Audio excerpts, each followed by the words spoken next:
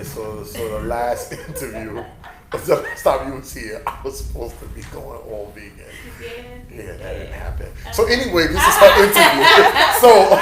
So Desi, tell the listeners and the audience about who and what you are. Well, my name is Desiree, but I go by BeautifitDesi on all of my handles. I'm a vegan fitness athlete. I'm a bodybuilder. I am not a chef, but I like to cook. And I just like to spread the message of veganism and animal love, animal welfare to everyone that I come in contact with. I do that through my social media and in my day-to-day life. So, how did you become a vegan? Well, I love animals first and foremost, but one day I was sitting on the couch and I was watching some commercial, and like, you know how those dog commercials come on and they're like, save the dogs, you know, and their puppy eyes and like stuff. 2, 3 in the morning. Yeah, it was one of those. And they got like the saddest looking dogs. Yeah. Okay, because sometimes I wonder, like, do they make the dogs like never mind, go back to the story. So it was kind of like that, but it was actually like with a rhino instead. I think it was for like National Geographic or something, and they were showing like this rhino who had been poached, and like it had no tusk, and it was in such misery, like it was in anguish. It was like you just horrified, and me seeing the rhino like that, it just devastated me. I became so emotional right on my couch at home. And I was like, that's it. Like, I have to do something. And the only thing that I really knew that I could do from my own home was just, I felt like, to be a vegan. And I know, like, no one kills, we don't eat rhinos, but at the same time, I just felt like, if I can help certain animals and I'll help certain animals, I just did what I could. Right. Yeah, because animals do suffer and get killed, brutally to feed millions and millions and millions. Really raise them correctly. No. It's inhumane how they raise most of them for consumption. Yeah, well, I have vegans here in the house. Actually, my kids are great kids. We were supposed to go fishing. I had planned a fishing trip. One of my employees and my sons was like, I'm not going fishing. Like, there's hardly any fish in the ocean now. So I had to get my money back. Wow. Stoney, shout out Stoney. I had to say, yo, Stoney, I can't go on a trip. My sons don't want to go. He was like, are you serious? And I said, yeah. Wow. Yeah, so, these generations, I'm not one of those people. They're a little more oh, what's conscious. wrong with our kids now? I don't know where people get, like, just throwing blankets. There's some terrific kids out there. Yeah, there's a lot of terrific kids out there. Some terrific kids. They're more conscious than we were. Yeah. So that was kind of deep. So we didn't go on the trip because of that. Okay. Nobody went. Yeah, they was like, Wow. I'm not going. You need to get your money back. I said, yeah, but I paid my money. Well, you didn't even ask first. But my father used to do that with me, and I never took my sons fishing. So I wanted to take them fishing. So I guess, I said, well, we'll throw. You just gotta find another bonding event. How about right. you take them to clean the beaches? That's a fact. Okay. Why are you so deep, Mom? Because they're gonna look at you, and be like, really? How you get that from that? Yeah, well, y'all want to save the environment. Let's clean the good one. Let's clean the beach. Yeah. That's why Mona's back. So, Gotcha. you talked about, so what we do is we go from the caterpillar to the butterfly. I don't want to get like a caterpillar, butterfly kind of thing. So, because this show is about transformation, right? And, without the story, there's no glory. Yeah. So you talked about some of the hardest points in your life, and for some reason when people come here, they get comfortable and they open up, and I want people to kind of open up and tell them, look, I don't necessarily need your deepest, darkest secrets, which if you want to tell me, that's fine, but let's talk about the transformation before you got to being the beautiful person that you are now. And you talked about being discharged from the military. Talk to me about that. Well, I just wasn't who I am today. Thank the Lord. I'm much better off now. But I guess like getting out of high school, I was just really, I wouldn't say like sheltered completely, but you know, you just wanted to like break free. And I went to college and I just really got caught up with the wrong people, I would say, because like when I had went away to the military to boot camp, I did smoke like in high school, and that's why I got discharged, because I smoked marijuana. I failed my drug test. Oh. Yeah. Mhm. And what branch of the military you was in? Army. Okay. Mhm. So. And it was like one strike, you're out type? Nah, it was a couple of strikes. A couple of strikes. Well, you know, I just couldn't get it together. She made it seem like, well, I did smoke weed and it kicked. So I'm like, well, Nah. so it was multiple. It was multiple offenses, yes. Warnings, push-ups, Yes. running laps, I had to write an essay. mess hall. Oh, Yeah. okay. So they was like, you're not getting it. Yeah, together. they was like, no, we don't think that you can do it. And I was like, and it's so crazy because, like, this was right before we were about to leave to go to Afghanistan. And I was literally in my head, like, I'm going to go to Afghanistan. It's going to be, like, rehab. Like, I'm going to come back a whole new person. And then with this, they was like, no. And I was just like, dang. And this was my opportunity to change. And now it just didn't happen. They thought I was going to, like, do drugs over in Afghanistan. That's what they said. Okay, well, they do got good weed over there. Oh, do they? Yeah. They got, and a lot of the heroin. Really? Comes from over Yeah, there. yeah, like the opium and The stuff. opium. Yeah, it's opium. Yeah, and you can mix it with the weed. I mean, I I've mean, never done it. I'm assuming that's probably what they do. That's why we have so many hybrid weed. Well, yeah, so it's like you like getting high, Mm. and weed is close to, you know, the dope. You know, you sniff dope, and it's the same kind of That's why down. they call it like a gateway drug. Yeah, Well, yeah. So you get over there and you can't get no weed, and Then that's what you're doing. Yeah, I guess that's what they said. So. yeah, and put lives at risk. Mhm. So So you really want to fight in Afghanistan? No, I wanted the money. I wanted to go over there and get paid. Real. Yeah, I was gonna go and then just save my money and come back home. I had like a business plan I was gonna come home with. I was gonna grow out my hair. I was like, that was gonna be like my time to like get it together. And then it just was like, no, it just kind of got swept under the rug. But I mean, it was my fault. But you know. okay. Lesson learned. Yeah. So what came from that? What blossomed after the military? Well, I think the road was still bumpy. it was for a while. Like, especially when I first came back. Like, you know how sometimes like something tragic will happen to people and you expect for them to just change automatically, but it wasn't like that. You know, I still I went right back to the same people that I hung out with before, and I still had some drama going on. But eventually, I just one thing that I said to myself when I did get discharged, I looked myself in the mirror one day and I was like, this is never going to make or break me. Like, I said that to myself, and like eventually a series of events just kept happening where I started to not hang around those people, and I started to just do better. I also didn't have the funding of the military also. Like, they were, you know, that was my job. So I had to figure out how to hustle, how to make money, how to budget my money. I just became a more responsible individual overall.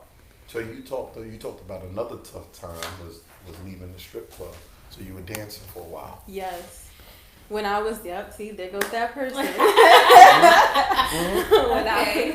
When I was in college, you know, I was doing that too. But that was really... Was it easy money or... It was, and that's what Really?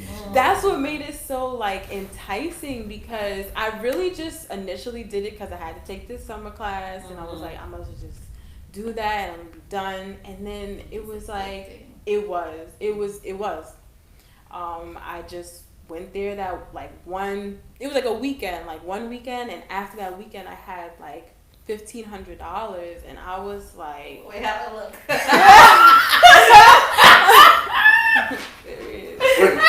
Wait a second. Could I?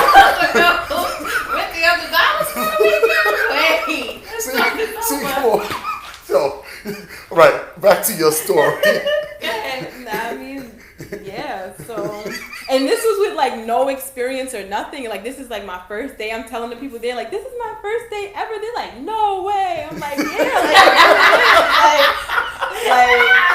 no, you sure? The way you dancing. I wish I grew up when these young girls grew up. The way that they dance, I was like, yeah, and the dancing is made for, the songs are made for the clubs. Yeah, that's true. For the clubs. I love anymore.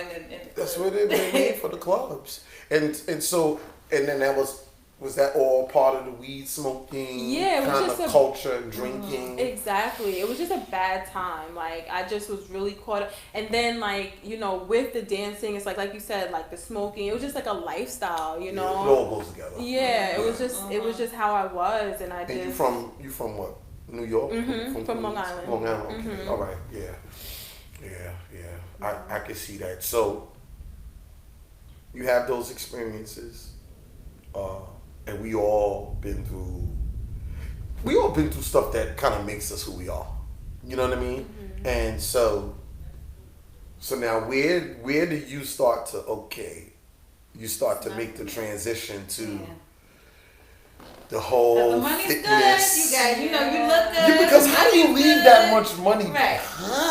behind? Because that's $1,500 for the weekend. And that's when I just started, not like when I was deep into it. So you got big. And I went to better places. I went to like better places. It was more money. Like, it was like over a weekend after going shopping, still having like $3,000. Okay. It was great. And this, like, after hotel, after You want to start training you. You gonna start getting vegan. You're not gonna be on the show no more. We're gonna be like, where's Mona? No. Yeah, no more. Come on. Let's stick to the story mode, right? The transition. So no, because now she's explaining how successful she started to become. Right, exactly. Yes, and how she's awakened. Yes. No, so you're getting more successful in it. Yes, and as I became more successful in it, like, it became more public. And for me, my family was very important to me, and my family didn't know, because this was like I'm at college in Delaware and you're here in New York kind of thing. Right. So it was like, once it started getting close to home, I was like, when people was hearing about. Yeah, I was like, no. It's one thing for like the people in my school to know, whatever the case may be, but once I started thinking about like how it was just gonna affect my relationship, like with my parents and my family, So did you get confronted by a family member? Yeah. Eventually, like, my mom asked me. Like, my dad would never ask me. He just didn't want to talk about it, like, ever. But my mom, she was like, you know, we've been hearing some things. Is this true? And I had to tell her, like, yeah, it was. Wow. And so, I mean, what was the disappointment like? You know, I mean, was there like really like disappointment on her face, like? Yeah, but my mom is a very loving person. Okay. God bless her. And like, she was disappointed, of course, but she still loves me. She still, like, she's never like shunned me out of the family or anything like that. So she just wanted me to be like open, and her biggest concern was like, I just want you to be safe, you know? So. Or, you know, you could kind of help out with the tuition. No! How much did you pay? I mean, look, you know, this has been very, you was making all of this and we've been paying, you know, but, so. Digress. So, okay, so there's been things that I think for me, I grew up hustling in Jamaica, Queens. So, me leaving the street behind, making money like that, right? Making a lot of money. Mm-hmm. And all we did was, I mean, I've been an entrepreneur all my life. So all we did, we would talk money for hours. I mean, the girls used to be around, oh my God, all y'all talk about is money and schemes. But that's all we did. Right. That's why my mind is wired like that, because we talked money and economics and how to do this and not money, but what is involved with the What's the making next money, move? like What's the next step? dealing with people and alliances and politicking with this person and making nice with this person, because it's all a business agenda. And part of, you know, the stripper world is, you know, you gotta is alliances. It's political and knowing people and the dun. All of that's a high, Des. Absolutely. It's a high of you having, like, you know, Kujichagulia, self-determination, right? Your own, you forging your own, you're not necessarily working for anybody. So forget the whole, I'm on the stage and I'm pretty sure that's a high in itself, being able to control a crowd and having people be in awe. Sort of like an athlete or, but, you know, how did you make that? I mean, because I know me leaving the streets, I remember when I gave up my guns, because my weapons was like really a part of who and what I was. That's what made Malik, a lot of my reputation was, you know, you have some problems. And I remember crying. Really? I was in Tracy's parents' basement, and I remember telling the guys, was like, yo, we're gonna do so and this and this block and all this stuff. And I remember telling them I can't do it no more. And I remember knowing I needed to give up these weapons. And my son had went to a drawer that it was behind the drawer, because he was pulling out the drawer to play in the drawer. And it was behind, and I was just like, and Desiree, I'm talking about, I cried for days. Because I actually was divorcing something that had become a part of my identity, but wasn't me at my root. What was it like for you? Was it gradual? Was it? It was gradual, but in a way it was kind of cold turkey too, because when I'm making my mind about something, it's pretty definite. Okay. It might take me a little bit of time to, like, am I sure, am I not sure, but once it's there, it's there. And for me, I started feeling like I was hearing like demons talk to me, and that's what made me like, yeah, I felt like I was being like in a devil space. So once I started feeling like that, I couldn't even really look myself in the mirror without just, like, it's like I was proud on the outside, but I couldn't look at myself, you know? Damn. It was like that. Avoiding mirrors. Yeah. It was like that. So once it started getting to that place, that's when I knew, like, this is just not for me anymore, because I've always had God in my heart. Like, no matter where I went in life, I was raised in the church. So so once it started to get really, really like that, I was like, nah, I needed to align myself back with God, and God is just not with that. So that's when it really started to change. And it definitely took time, because even after stopping dancing, I went back to dancing sometimes, like, because that became my go-to. Like, you know, I need funds.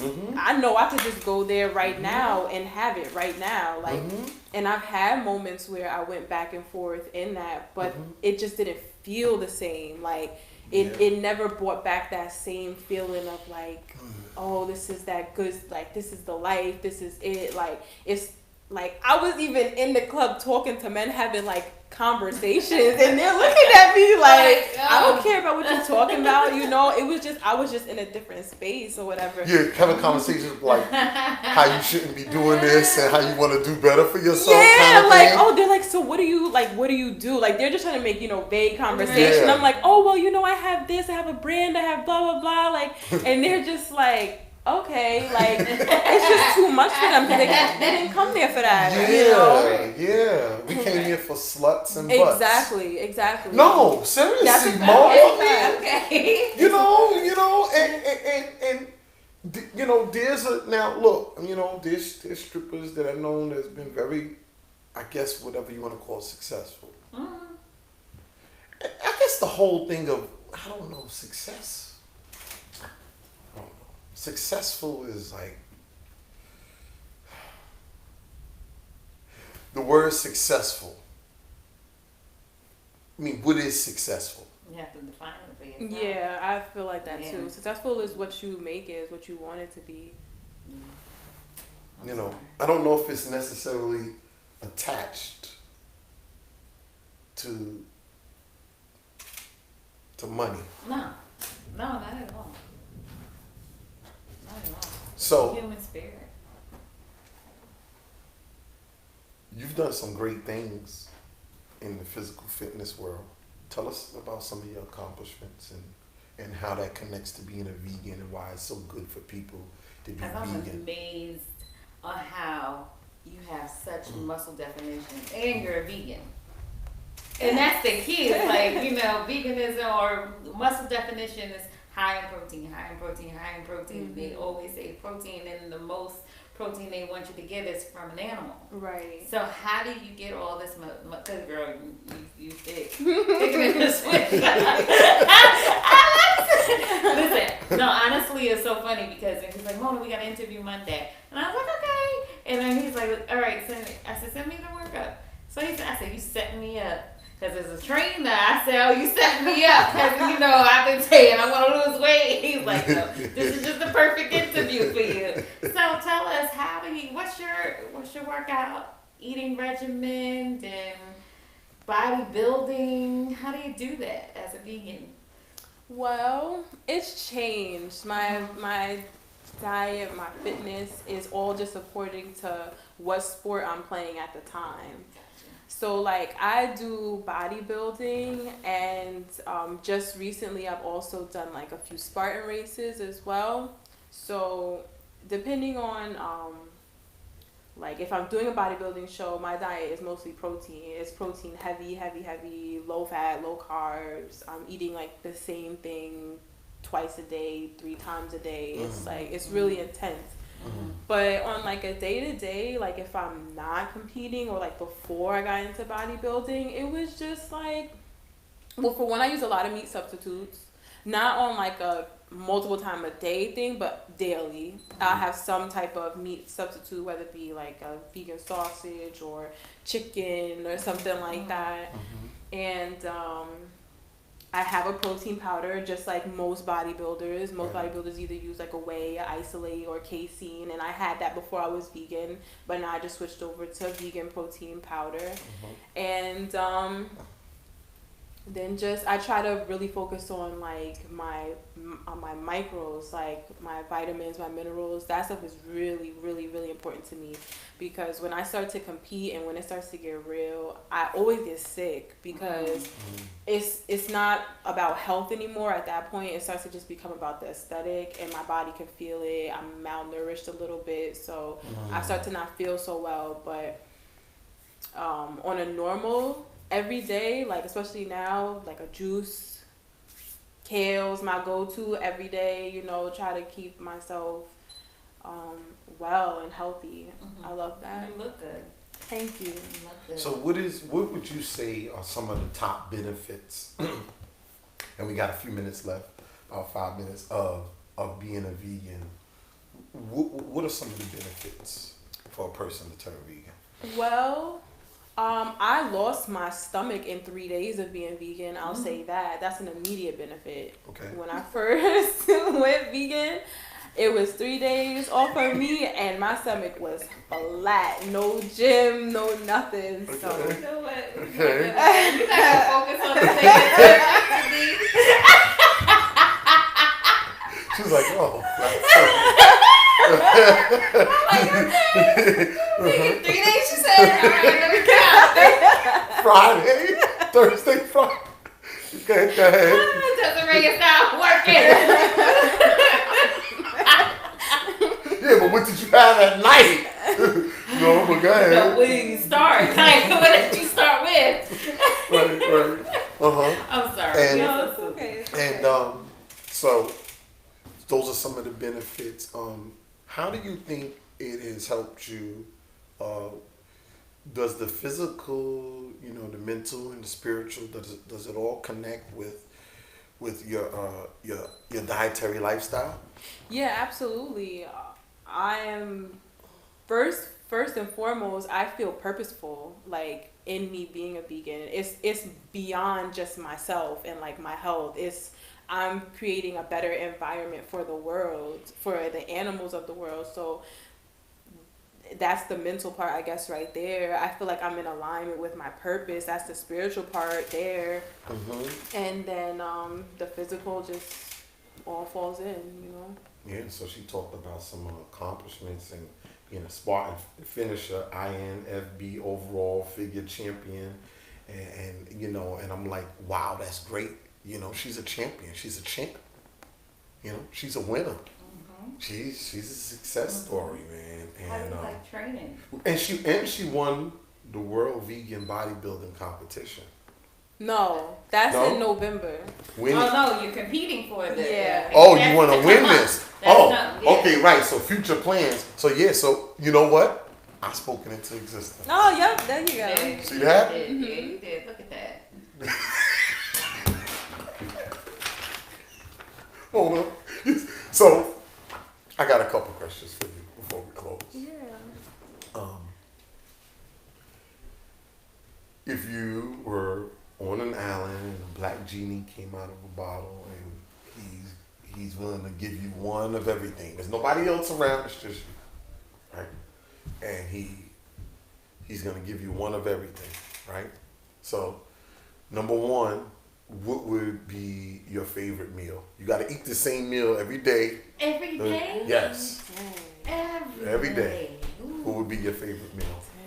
that's hard. That is Yeah. hard. Especially as a vegan because it's like variety. It's so much variety of vegetables. It would probably be rice, beans, and avocado with some pico de gallo on the side. I'll be all right with that.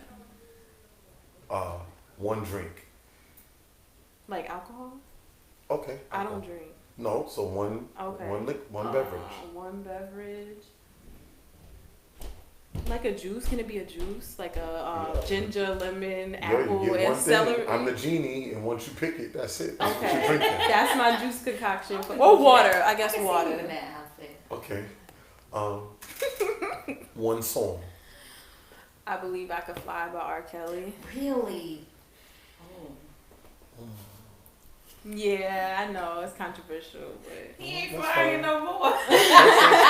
Well, it's the message, not the It's message. the message. It's It's the the message. message.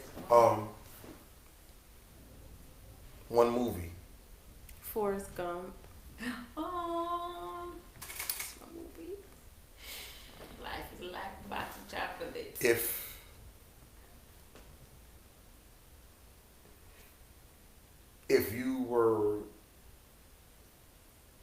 If you could only say one sentence, you are only given, hey, you're not gonna be able to talk anymore. We're gonna allow Your you to last have. words. You're gonna allow you to have one sentence. What is it that you would say to the world?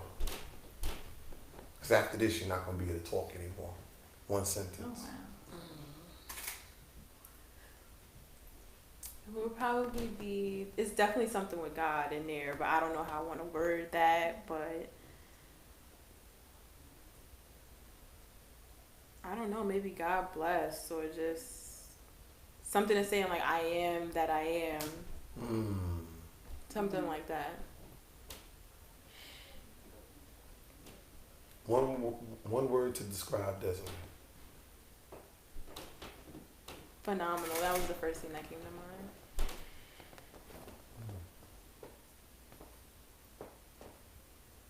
What do you want your legacy to be when you make your transition from the physical to the spiritual? What would you want your legacy to be? I want my legacy to be... Well, my legacy will be a legacy of excellence and just a complete transformation of out of darkness into light. And ultimately what I will do is I will be one of those little water droplets in the ocean with the ripple effect to help make the world a better place for animals. If there's a Desiree listening Her name might not be Desiree, who was possibly in the military, kicked out, who might be currently stripping, or something like that. What would your message be to them? To follow your heart. To follow your heart. Me getting exactly where I am today is because I followed my heart. From me taking myself out of that, it's because I knew in my heart that things weren't right. Family first, love of God, all of that stuff was found in my heart. I want you to tell everybody how they can find you or your social media links. Okay. You guys can follow me on Instagram at BeautifitDesi. I'm also on Facebook at BeautifitDesi, but I'm real heavy on Instagram. Also do a lot of charity work and a lot of just giving back in motivational speeches with Better You Better Society. So you can follow Better You Better Society on Instagram, Facebook, YouTube. Everything is Better You Better Society. Any closing words, Mo? I think I'm gonna go vegan. Yay! If I look like 3 days, Mo. 3 days. 3 days, that's it. 3 days, flat stomach. Month, but Well, listen, it's been another great episode, Conversations with Malik, featuring co-host Mona. And thank you, Desi, for coming. And remember, we end the show like we always do. We love you, and there's nothing you can do about it. Peace.